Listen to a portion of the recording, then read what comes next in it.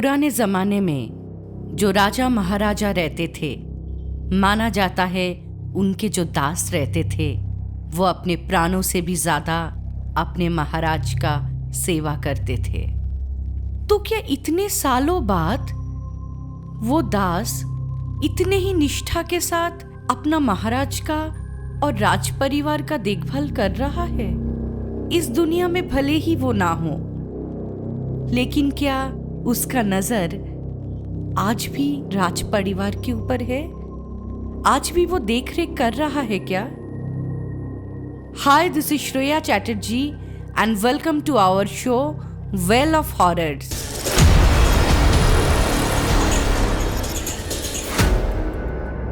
Well of horrors में आज हम सुनेंगे शुजोयदा का इंसिडेंट। शुजोयदा का इंसिडेंट इससे पहले हम लोग एपिसोड 6 में सुनाए थे। तो अगर आप वेल ऑफ हॉरर्स में नए हैं तो वेल ऑफ हॉरर्स चैनल में जाके आप एपिसोड 6 सुन सकते हैं, जो शुजोयदा का रियल हॉरर इंसिडेंट था। आज भी मैं लेके आया हूँ शुजोयदा के साथ घटी एक रियल हॉरर इंसिडेंट शुरू करने से पहले लाइट्स ऑफ कर लीजिए, अपने अपने ईयरफोन्स लगा लीजिए और रेडी हो जाइए डर के इस राइड के लिए।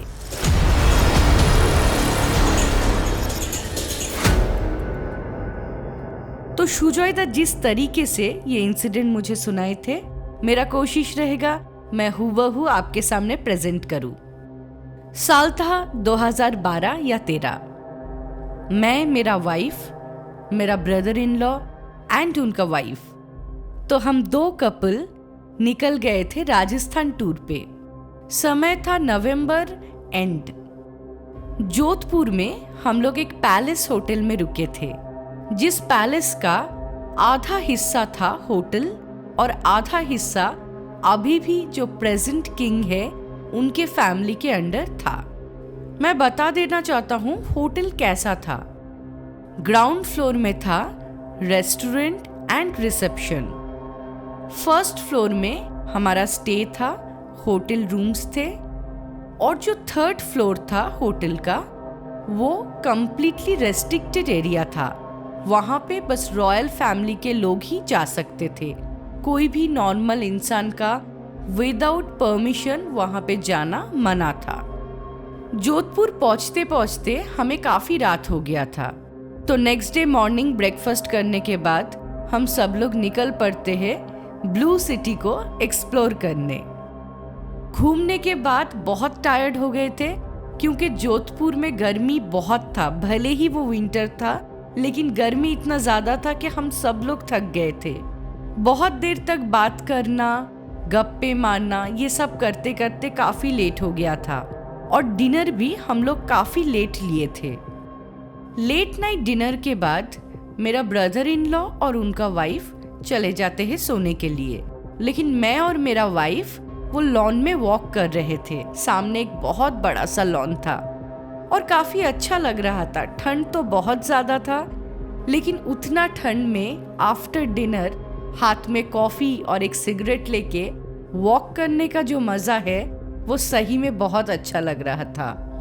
करीबन 12:30 के आसपास हमें लगता है कि बहुत ज़्यादा लेट हो गया है, अभी हमें रूम में जाना चाहिए। तो हम रूम के लिए जा रहे थे। यहाँ पे एक चीज़ मैं मेंशन करता हूँ, जिस होटल की मैं बात कर रहा हूँ उस होटल में लिफ्ट नहीं था, तो सीढ़ी से चढ़ के ही हम लोग जा रहे थे। ग्राउंड फ्लोर से सीढ़ी चढ़ के फर्स्ट फ्लोर जाके स्ट्रेट जाने के बाद राइट साइड और थोड़ा सा जाने के बाद हमारा रूम था। ऊपर जाते हुए सडनली मुझे थर्ड फ्लोर का सीढ़ी दिखता है। एक्चुअली हिसाब से वो सेकंड फ्लोर का सीढ़ी रहेगा, लेकिन अगर हम बात करेंगे ग्राउंड फ्लोर को, अगर हम फर्स्ट फ्लोर पकड़ते हैं तो first, second and third floor. मुझे सीढ़ी दिखता है और सीढ़ी के सामने एक बोर्ड दिखता है ब्लैक एंड व्हाइट में, जिसमें लिखा हुआ था रेस्ट्रिक्टेड एरिया। मेरा मन करता है कि थोड़े देर के लिए बच्चा बन जाते हैं, क्या फ़र्क पड़ेगा। लाइफ में कभी कभी कुछ स्पेशल चीज़ें रहना चाहिए, कुछ एडवेंचर रहना चाहिए, नहीं तो लाइफ तो मोनोटोनस हो जाएगा। तो ये सोच के मैं अपने वाइफ को फोर्स करता हूँ कि चलो ऊपर चलते हैं, लेकिन मेरी वाइफ बहुत ही स्ट्रिक्ट पर्सन है। मेरी वाइफ मुझे बताती है नहीं जाएंगे क्योंकि रेस्ट्रिक्टेड एरिया है और यहाँ पे सीसीटीवी भी है, अगर किसी ने देख लिया तो बहुत एम्बैरेसिंग सिचुएशन होने वाला है। लेकिन मैं छोड़ने वाला नहीं था। मैं वाइफ को फोर्स करता हूँ और बोलता हूँ कि चलो कुछ नहीं होगा, मैं हूँ, मैं देख लूंगा। तो बहुत बार मेरे वाइफ के मना करने के बाद भी मैं वाइफ को मना के ऊपर जाता हूँ देखने वहां पे क्या क्या है। शायद कोई महाराज यहाँ से गुजरा होगा, ऐसा बहुत तरीके का सोच मेरे दिमाग में चल रहा था। थोड़ा सुनसान था, लाइट बहुत ही कम था, मानो तो ना के बराबर। ऊपर चढ़ने के बाद सीढ़ी से right side and left side में 2 पैसेज जाके वो फ्लोर था। तो ऊपर जाने के बाद हम लोग राइट साइड जाते हैं। थोड़ा चलते हुए हम लोग देखते हैं कि लेफ्ट साइड एक छोटा सा म्यूजियम बना हुआ है, जहां पे जितने भी राजा महाराजा थे उन सभी के बिलोंगिंग्स रखे हुए हैं, बहुत ही सही तरीके से, और छोटे छोटे लाइट वहां पे जल रहा है। वहां पे पगड़ी था, वहां पे हाथ का कड़ा था, वहां पे तलवार था, वहां पे चप्पल थे। ऐसे बहुत सारे आइटम थे जो नायाब था और मुझे बहुत अच्छा लग रहा था ये सब देखते हुए। थोड़ा आगे जाने के बाद मुझे एक बहुत बड़ा पगड़ी दिखता है, रंग बिरंगी कपड़ों का, और मैं खुद को कंट्रोल नहीं कर पाता हूँ। मैं वो पगड़ी उठा के पहन लेता हूँ और अपने वाइफ को पूछता हूँ कैसा दिख रहा हूँ मैं। मेरा वाइफ बहुत गुस्सा करती है। वो बोलती है ये क्या तरीका है, ये एक म्यूजियम है, ये सारे प्राइज्ड पोजीशन है, तुम ऐसे हाथ नहीं लगा सकते हो, ये रख दो। ऐसा हमारा कन्वर्सेशन बहुत ही धीरे से चल रहा था। उसी वक्त एक आदमी वहां पे आता है। वो आदमी पूरा राजस्थानी दिख रहा था, ट्रेडिशनल कपड़े, पगड़ी, हाथ में कड़ा, और बहुत गुस्से में था। गुस्से में आके राजस्थानी भाषा में मुझे वो बोलते हैं ये आपका सामान नहीं है, इसे रख दीजिए। उनका भाषा तो मैं समझ नहीं पाता हूँ, लेकिन जिस तरीके से वो मुझे ये बात बोलते हैं उससे मुझे समझ में आ जाता है कि इसका मतलब है ये मेरा सामान नहीं है और मुझे हाथ नहीं लगाना चाहिए था। मैं वो पगड़ी को निकाल के वहां पे रख देता हूँ और माफी मांग लेता हूँ, लेकिन वो इंसान मेरे माफी का परवाह ना करते हुए घूम के गुस्से में चला जाता है। तब तक मेरा वाइफ भी बहुत गुस्से में आ गई थी, मेरे ऊपर चिल्लाना शुरू कर दिया था, मुझे बार बार कोस रही थी, मुझे बता रही थी मैंने इतना बार मना किया, इतना बार मना किया, उसके बाद भी तुम यहाँ पे आए और ये सब किए। तो गुस्से में वाइफ नीचे जा रही थी, वाइफ के पीछे पीछे मैं भी जा रहा था उनको मनाने के लिए। और फाइनली हम रूम में पहुंच जाते हैं और एक्चुअली वो फ्लोर में हमें किसी ने देखा नहीं। जो भी है बहुत कन्विंस करना पड़ा, लेकिन वाइफ को मना लेता हूँ और प्रॉमिस करता हूँ दोबारा ऐसा मैं नहीं करूँगा। Next day morning breakfast table पे जब हम लोग ब्रेकफास्ट कर रहे थे, मैं, मेरा वाइफ, मेरा ब्रदर इन लॉ एंड उनका वाइफ, 4 लोग मिलके बात कर रहे थे। तब मैं अपने ब्रदर इन लॉ को कल रात का इंसिडेंट बताता हूँ। एक्चुअली अगर मैं इंसिडेंट बस ब्रदर इन लॉ को बोल के ही छोड़ देता, शायद ये जो इंसिडेंट आज मैं आप लोगों को सुना रहा हूँ वो जगह तक आता ही नहीं। उनको बोलने के बाद मुझे लगता है कि मैं एक बार होटल वालों से भी बात करूं कि कल रात को मैं जिनसे मिला था वो कौन थे। इसका वजह ये नहीं था कि मुझे लगा था वो कोई और पर्सन है या मुझे उनके बारे में पता करना चाहिए, नहीं, बिल्कुल ऐसा नहीं। मुझे लगा था शायद रॉयल फैमिली का कोई मेंबर होंगे और मैं पर्सनली जाके उनसे माफी मांगना चाहता हूँ। इसी वजह से मैं होटल के मैनेजर को बुलाता हूँ और उनको कल रात का सारे बातें बताता हूँ। ये सुनने के बाद मैनेजर का फेस चेंज हो जाता है। वो बिना कुछ जवाब दिए बस एक्सक्यूज मी बोल के निकल जाते हैं। हम लोग ब्रेकफास्ट कर रहे थे। वाइफ तब भी गुस्से में थी और बोल रही थी, देखो ये हुआ तो हुआ, तुमने फिर से ये टॉपिक को छेड़ा और ज्यादा एम्बैरेस कर रहे हो हम सबको। मुझे लगा शायद वो मैनेजर रॉयल फैमिली में बात करके उनसे मुझे मिला देंगे, लेकिन 20 मिनट के बाद जब मैनेजर आता है तब एक रिक्वेस्ट के साथ आता है। मैनेजर आके हमें बोलते हैं कि सर, बहुत पोलाइटली मैं आप लोगों को रिक्वेस्ट कर रहा हूँ, प्लीज आप लोग चेकआउट कर लीजिए। ये बात सुनने के बाद हमारे पैरों के नीचे जमीन खिसक जाता है और एक्चुअली इतना एम्बैरेसिंग सिचुएशन हम कभी फेस नहीं किए थे अपने लाइफ में। मेरा वाइफ ऑलमोस्ट आउटबस्ट होने वाली थी। मेरा ब्रदर इन लॉ, उनका वाइफ, ये सब लोग बहुत ज़्यादा ह्यूमिलिएशन फील कर रहे थे। उनको बहुत बुरा लग रहा था। मैं फिर भी मैनेजर को रीज़न पूछने पे वो जस्ट ये बोलते हैं कि सर वो रेस्ट्रिक्टेड एरिया है, रॉयल फैमिली नहीं चाहते हैं कि कोई भी इंसान जो ये पैलेस में रहते हैं अगर हमारे बनाए हुए rules and regulations properly follow नहीं कर पाते हैं, वो लोग ना रहे, इस होटल में स्टे ना ले। तो वेरी सॉरी सर। दूसरा चीज़, हमने सीसीटीवी चेक किए हैं, कल रात वहाँ पे आप दोनों छोड़ के कोई नहीं थे।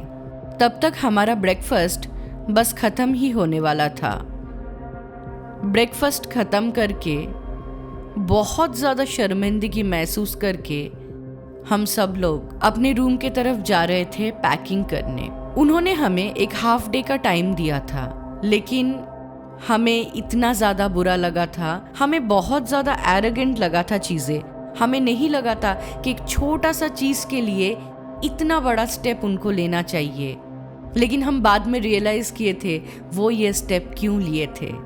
तो गुस्से में हम लोग भी हाफ डे ना लेके 1 घंटे के अंदर चेकआउट करेंगे डिसाइड कर लेते हैं। जब चेकआउट करके हम लोग निकल रहे थे, दीवारों पे बहुत सारे पेंटिंग हम देखते हुए जा रहे थे। जो पेंटिंग शायद मैं कल भी देखा था, लेकिन उतना ध्यान नहीं दिया था। आज जब मेरा ध्यान एक पेंटिंग के ऊपर जाता है, तब मैं देखता हूँ कल रात को मैं जिस इंसान को देखा था उनका पेंटिंग है वहाँ पे।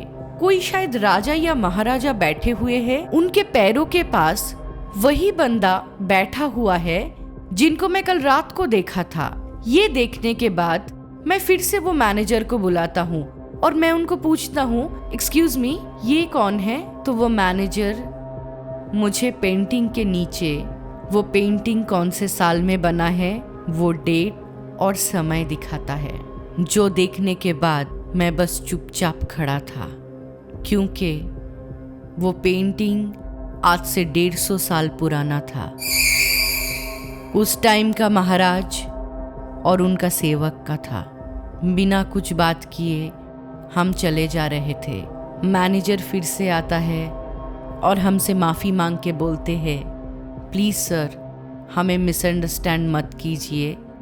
ये पैलेस में ऐसे बहुत सारे चीज़ें होते हैं जो शायद नॉर्मल टूरिस्ट को पता नहीं है, इसीलिए बहुत सारे रूल्स एंड रेगुलेशंस रखा गया है। अगर कोई भी टूरिस्ट इसका उल्लंघन करता है तो हमें स्ट्रिक्ट एक्शन लेना ही पड़ता है, ताकि किसी भी तरीके से ये पैलेस को कुछ बैड नेम ना आए। हमारा एपोलॉजी एक्सेप्ट कीजिए और प्लीज़ हमें फिर कभी सेवा का मौका दीजिए। शुजैदा और उनका फैमिली दूसरा एक होटल जाके चेक इन करते हैं और वहाँ पे बात करते हुए वो सब लोग एक ही चीज़ सोच रहे थे। उनको तब ये गम नहीं था कि उस होटल से उनको चेकआउट करना पड़ा, उनको ह्यूमिलिएशन हुआ, वो लोग बुरा फील कर रहे थे, ये सब वो लोग भूल चुके थे। उनको एक ही चीज़ दिमाग में चल रहा था कि आज 150 साल के बाद भी कैसा एक दास, एक सेवक अपने मालिक, अपने महाराजा के लिए वापस आ रहा है, उनका चीज़ों का किस तरीके से ध्यान रख रहा है।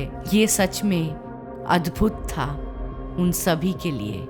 आज इतने सालों के बाद भी जब भी वो इंसिडेंट ये लोग याद करते हैं, गूज़बम्स आ जाता है। उनको बस यही लगता है कि ऐसा कुछ उन लोगों ने विटनेस किए हैं जिसका कुछ लॉजिकल एक्सप्लेनेशन नहीं है, ना ही दे पाएंगे। तो बताइए कैसा लगा आज का इंसिडेंट।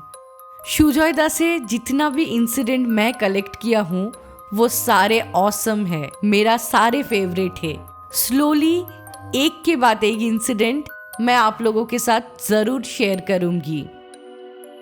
आज का इंसिडेंट कैसा लगा बताना मत भूलिए, हमें कमेंट सेक्शन में ज़रूर बताइएगा। और अगर आपके पास भी ऐसा कुछ रियल हॉरर इंसिडेंट या कुछ सुपरनैचुरल इंसिडेंट है तो आप हमें मेल कर सकते हैं wellofhorrors@gmail.com पे, या तो अगर आप मेल करने में कंफर्टेबल नहीं है तो आप वेल ऑफ हॉरर्स के फेसबुक या इंस्टाग्राम पेज पे जाके हमें अपना वॉइस रिकॉर्डिंग भी भेज सकते हैं। अगर आपका वॉइस रिकॉर्डिंग परफेक्ट है तो हम कोशिश करेंगे कि आपके वॉइस रिकॉर्डिंग ही हम सुनाएं। तो चलिए आज के लिए बस इतना ही। नेक्स्ट वीक आप सभी से मिलेंगे और एक नए रियल हॉरर इंसिडेंट या सुपरनैचुरल इंसिडेंट के साथ। तब तक good night and stay tuned.